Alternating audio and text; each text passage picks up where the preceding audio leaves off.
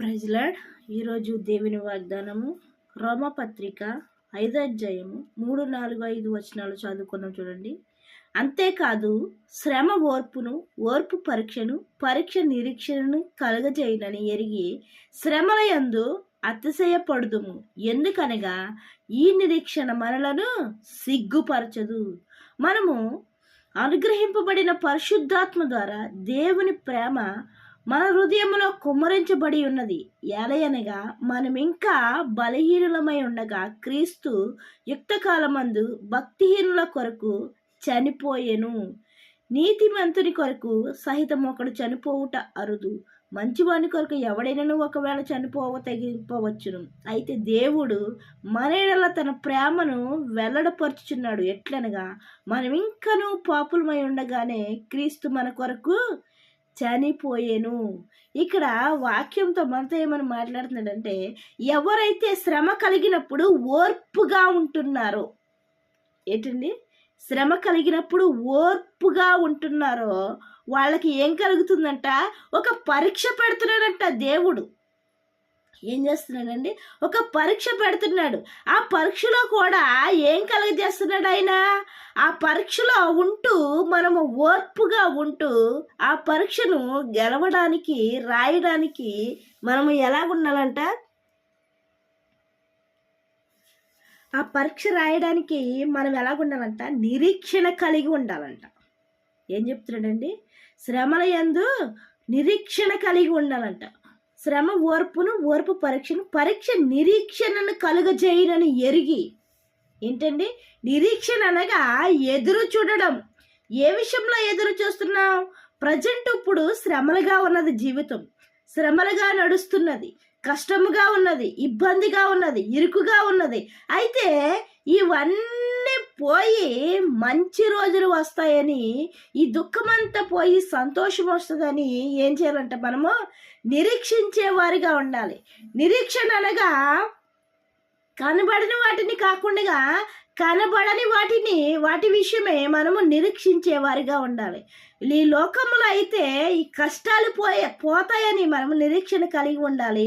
పరలోకానికి సంబంధించింది అయితే యేసు రాకకై మనము నిరీక్షణ కలిగి ఉండాలి. ఎందుకంటే మొత్తము ఆయన ఉద్దేశం ఏంటంటే మనము నరకానికి వెళ్ళకుండా మనల్ని ఆయన కాపాడాలని.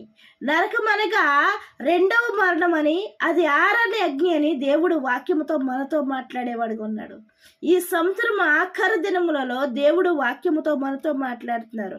ఇప్పుడు మీకు కష్టముగా ఉన్నదా, శ్రమగా ఉన్నదా, అయినను మీరు ఎలాగుండాలంటున్నాడో ఓర్పు కలిగి ఉండండి. ఇది మీకు ఒక పరీక్ష. ఎందుకంటే సంవత్సరము బట్టి నుంచి కూడా, ఎన్నో సంవత్సరాల బట్టి నుంచి కూడా శ్రమను అనుభవించే వాళ్ళు చాలామంది ఉంటారండి. కానీ ఇప్పుడు దినానికి ప్రతి శ్రమ విషయంలో మనం ఓర్చుకుంటూ ఉండడం వల్ల దేవుడు ఏం చేస్తున్నాడంటే అండి, అది ఒక పరీక్ష కింద పెట్టి ఆ పరీక్షలో నిన్ను నన్ను నెగ్గేలాగా చేస్తున్నాడంట. చూడండి, ఒకసారి చూద్దాం. చూడండి, ఓర్పు పరీక్షను, పరీక్ష నిరీక్షణను కలగజేయనని ఎరిగి శ్రమల యందు ఏం చేయాలంటే అండి, మనము అతిశయపడేవారిగా ఉండాలంట. శ్రమల యందు మనము అతిశయపడేవారిగా ఉండాలంట.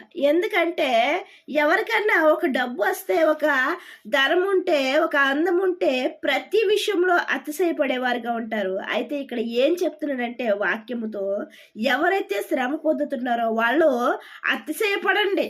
ఎందుకు అతిశయపడమంటున్నాడంటే, చూడండి, శ్రమల యందు అతిశయపడదుము. ఎందుకనగా ఈ నిరీక్షణ మనలను సిగ్గుపరచదు అంటున్నాడు. ఏంటంట? ఈ నిరీక్షణ మనల్ని ఏం చేయదంట?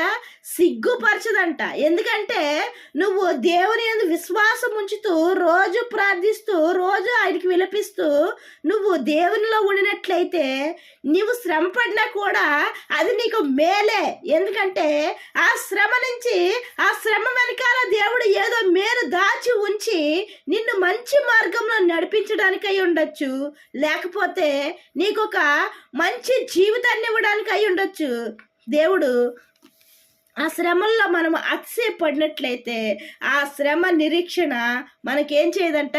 సిగ్గుపరచకుండా దేవుని యొక్క సముఖములో మనల్ని నిలబెట్టిగా ఉన్నది. అయితే అలాంటి శ్రమను మనం అనుభవిస్తూ కూడా, ఏ శ్రమ అయినా సరే అనుభవిస్తూ కూడా దేవుని యందు నమ్మకముతో, నిరీక్షణతో ఏం చేద్దాం? ఎదురు చూసేవారిగా ఉందాం. ప్రభువా, ఈ కష్టం నుంచి నన్ను ఎప్పుడు విడిపిస్తావని మనం ఆయనకి ప్రార్థించుకునే వారిగా ఉందాం. ప్రార్థన మానకొనిగా ప్రతిరోజు చేసుకునే వారిగా ఉందాం. ఈ యొక్క దేవుని వాక్యము దీవించునుగాక. వాక్య పరిచర్యలో మీ సహోదరి. ఆమేన్.